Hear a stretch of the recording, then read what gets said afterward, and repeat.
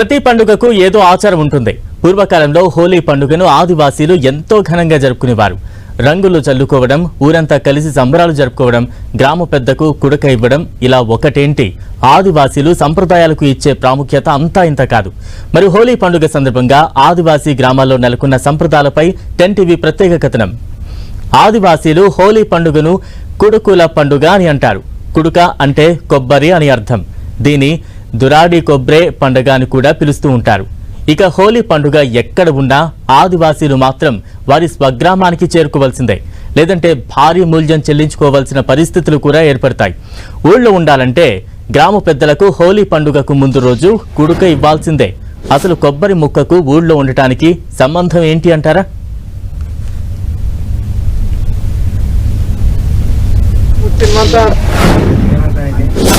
ఆదివాసీలకు సంబంధించిన ఊళ్లలో హోలీ పండుగకు ముందు రోజు ప్రతి ఇంటి నుంచి గ్రామ పెద్దకు ఒక కుడక ఇవ్వాలి, లేదంటే వాళ్లను ఆ ఊరు వెలేస్తుంది.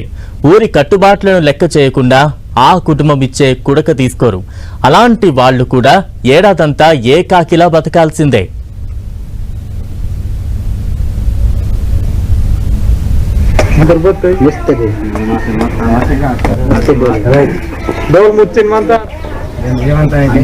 ఆదివాసీలు సంప్రదాయాలకు ఆచారాలకు పెద్దపీట వేస్తారు. హోలీ పండుగకు ముందు రోజు గ్రామ పెద్దలకు కుడక ఇవ్వాలి. అలా ఇస్తేనే కుటుంబం గ్రామ జాబితాలో ఉంటుంది, లేదంటే వాళ్లకు ఊళ్ళో వాళ్లతో ఎలాంటి సంబంధం ఉండదు. ఆ ఇంట్లో ఏ శుభకార్యం జరిగినా ఊళ్ళో వాళ్లు వెళ్లరు. అందుకే బతుకు తెరువు కోసం ఊరొదిలి వెళ్లిన వాళ్లు, ఉద్యోగాలు చేస్తూ వేరే ప్రాంతాల్లో ఉన్న వాళ్లు కూడా హోలీకి తప్పకుండా ఇంటికి వచ్చి కుడక ఇస్తారు.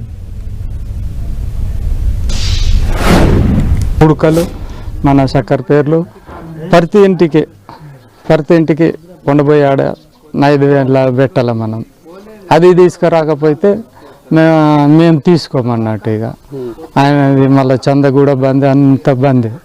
అది కంపల్సరీ కుడుక రావాలి, ప్రతి ఇంటికి ఆడ తీసుకురావాలి. అయితే మేము ఎప్పుడు కులంలో ఉంచుదాం, లేకపోతే కులంలో ఉంచాం. అట్లా ఆదివాసీలు కట్టుబాట్లకు ఆచారాలకు ప్రారంభిస్తారు. కట్టుబాట్లు పాటించకపోతే గ్రామ పెద్దలు వెలివేత తీర్మానం చేస్తారు. వివాహేతర సంబంధాలు పెట్టుకున్నా, కులాంతర వివాహాలు చేసుకున్నా, గ్రామ సామూహిక కార్యక్రమాలకు 5 కంటే ఎక్కువ సార్లు రాకపోయినా వాళ్ల కట్టుబాట్లకు విరుద్ధం. అలా చేస్తే ఊరి నుంచి వెలివేస్తారు. క్షమాభిక్ష ఇచ్చేదాకా ఒంటరి జీవితం గడపాల్సిందే.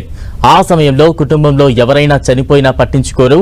ఓదార్పు మాట అటుంచితే కనీసం ఆ కుటుంబం వైపు కన్నెత్తి కూడా చూడరు. వాళ్ల ఇళ్లలో పెళ్లిళ్లకు వెళ్లినా ఊరి వాళ్లు కూడా కట్టుబాట్లను ఉల్లంఘించినట్లే. అయితే గ్రామ బహిష్కరణకు క్షమాభిక్ష కూడా ఉంటుంది, కానీ దాన్ని గ్రామ పెద్దలే నిర్ణయిస్తారు. ఇక కుడుకు ఇచ్చిన కుటుంబాలకు ఊరంతా అండగా ఉంటుంది. ఆదివాసీలు ఎక్కడైనా తమ కట్టుబాట్లకు ప్రాణమిస్తారు. ఎక్కడా కూడా తమ సంస్కృతి సంప్రదాయాలకు విరుద్ధంగా వెళ్లరు ఈ అడవి బిడ్డలు. ఆదిలాబాద్ జిల్లా ఆదివాసీలు పాటించే ఆచారాలు దేశంలో మరెక్కడా కనిపించావు. హోలీకి ఒకరోజు ముందు కామదహన కార్యక్రమం నిర్వహించడం ఉమ్మడి ఆదిలాబాద్ జిల్లాలో ఆనవాయితీ. పల్లె పట్టణం అనే తేడా లేకుండా భోగి మంటల తరహాలో ప్రతి చోట కామదహనం నిర్వహిస్తారు. పాత కర్ర వస్తువులను కామదహనంలో వేయడమే కాకుండా దాని ద్వారా వచ్చిన బూడిదను విభూదిలా సంవత్సర కాలం వాడుతుంటారు. హోలీ పండుగకు ఒకరోజు ముందు వచ్చే పాల్గొన శుద్ధ పౌర్ణమి నాడు ఉమ్మడి ఆదిలాబాద్ జిల్లాలో నిర్వహించుకునే కాముడు పున్నంపై 10 టీవీ స్పెషల్ స్టోరీ. కాముడు పున్నం ఈ పండుగను ఉమ్మడి ఆదిలాబాద్ జిల్లాలో ఊరువాడ అంతా కలిసి సంతోషంగా జరుపుకుంటారు. పల్లెలు పట్టణాల్లో ఉన్న కూడల్లో భోగి మంటల తరహాలో నిర్వహించే కార్యక్రమమే కాముడి దహనం. నిలువుగా కర్రలను పేర్చి వాటికి పేడతో తయారు చేసిన దండలను వేలాడదీస్తారు. అనంతరం నిలువుగా పేర్చిన కర్రల పై భాగంలో ఒకచోట కుడుకలు, బాదం, చక్కెరతో తయారు చేసిన బిళ్ళలు, వాటితో పాటు రకరకాల డ్రై ఫ్రూట్స్ ను కట్టి ఉంచుతారు.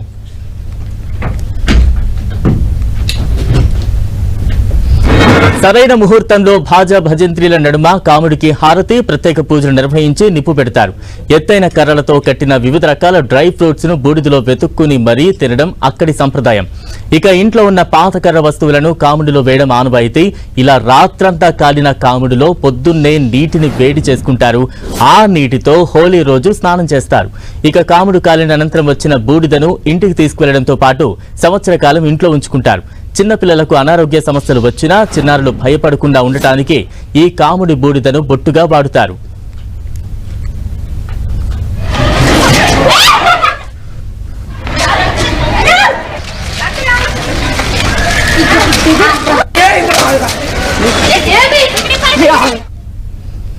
వెస్టర్న్ కల్చర్ తో మన సంస్కృతి సంప్రదాయాలను మర్చిపోయే పరిస్థితి నెలకొన్న ఈ రోజుల్లో ఉమ్మడి ఆదిలాబాద్ జిల్లా వాసులు మాత్రం నేటికి కట్టుబాట్లకు లోబడే ఉంటారు. అడవికి ఆనుకుని ఉన్న ఆదివాసీలు, గిరిజనులు తమ పూర్వీకుల నుంచి వచ్చిన వారసత్వంగా అందించిన సంప్రదాయాలను నేటికి కొనసాగిస్తున్నారు. దేశవ్యాప్తంగా ఘనంగా జరుపుకునే హోలీ పండుగను ప్రకృతితో మమేకమై జరుపుకుంటుంటారు ఆదిలాబాద్ వాసులు. వేసవి కాలంలో చెట్ల ఆకులు రాలిపోయి అటవీ ప్రాంతమంతా మోడుబారి వెలవెలబోతూ ఉంటే ఆదిలాబాద్ జిల్లా అడవుల్లోని మోదుగ పూలు మాత్రం విరబూసి ఎంతగానో ఆకర్షిస్తుంటాయి. మోడుబారిన అటవీ ప్రాంతంలో మోదుగ చెట్లు విరబూసిన పూలు కాషాయ కాంతులతో కనులు మిరుమిట్లు గొలిపేలా మెరిపిస్తూ ఉంటాయి. ఈ పూలు అడవికి అందాన్ని ఇవ్వడమే కాకుండా రంగుల తయారీకి ఎంతగానో ఉపయోగపడుతున్నాయి. కాముని పౌర్ణిమ, హోలీ పండుగలకు అటవీలో నుంచి తెచ్చిన గోగు పూలతో సహజ సిద్ధమైన రంగులను తయారు చేస్తుంటారు ఆదిలాబాద్ జిల్లా వాసులు.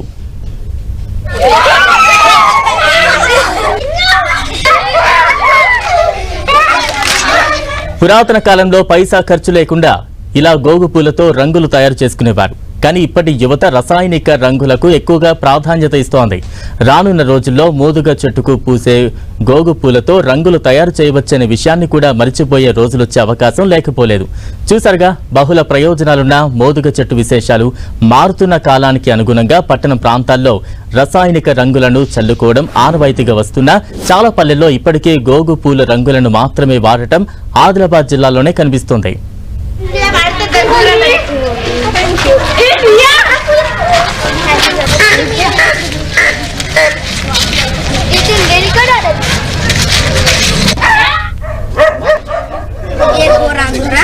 ముందర తీసుకోరా